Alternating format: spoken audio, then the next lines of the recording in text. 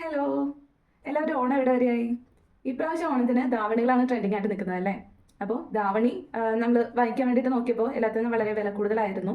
അപ്പോൾ ഞാനൊരു സൊല്യൂഷൻ കണ്ടുപിടിച്ചു, ഒരു സാരി വാങ്ങിക്കാമെന്ന് വിചാരിച്ചു. സാരി വെട്ടിയിട്ട് ധാവണിയാക്കാം.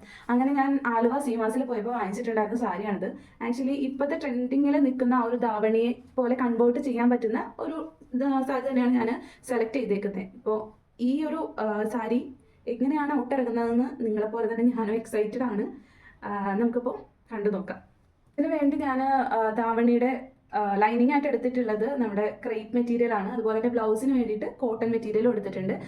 വിത്ത് ബ്ലൗസ് ആയിട്ടുള്ള സാരി ആയതുകൊണ്ട് തന്നെ മുന്താണിയും ബ്ലൗസ് പീസും ഇതുപോലെ കട്ട് ചെയ്ത് മാറ്റി. ബാലൻസ് ഏകദേശം ഒരു 5 മീറ്ററോളം സാരി ഉണ്ടായിരുന്നു. അതിൻ്റെ ഒരു വശത്തുനിന്ന് കര ഇതുപോലെ ഞാൻ വെട്ടി മാറ്റിയിട്ട് തൊട്ടിപ്പുറത്തെ വശത്ത് കൂട്ടി തുന്നി വെക്കുന്നുണ്ട്. പക്ഷെ എനിക്ക് പറ്റിയ അബദ്ധം എന്താണെന്ന് വെച്ചാൽ ഞാൻ കുറച്ചുകൂടെ ആ സാരിയിൽ നിന്ന് കട്ട് ചെയ്യണമായിരുന്നു. കാരണം മടക്കി തയ്ക്കാൻ വേണ്ടിയിട്ട് ഞാൻ ഓർത്തില്ല അതിനി ചെറിയ രീതിക്കൊന്ന് മടക്കി തയ്ക്കേണ്ടി വരും. അപ്പോൾ ഇതുപോലെ ഞാൻ യോജിപ്പിച്ച് വെച്ചിട്ടുണ്ട്. നല്ല വശം ചേർത്ത് വെച്ചിട്ട് ഇതുപോലെ യോജിപ്പിച്ച് വെക്കുന്നുണ്ട്. എന്നാൽ മാത്രമേ നേരത്തെ കാണിച്ച പോലെയുള്ള ധാവണിയുടെ ആ ഒരു ഔട്ടിലേക്ക് നമുക്ക് കിട്ടുള്ളൂ. കംപ്ലീറ്റ് തയ്ക്കുന്നതിൻ്റെ വീഡിയോ നെക്സ്റ്റ് പാർട്ടായിട്ട് ഇടാവേ.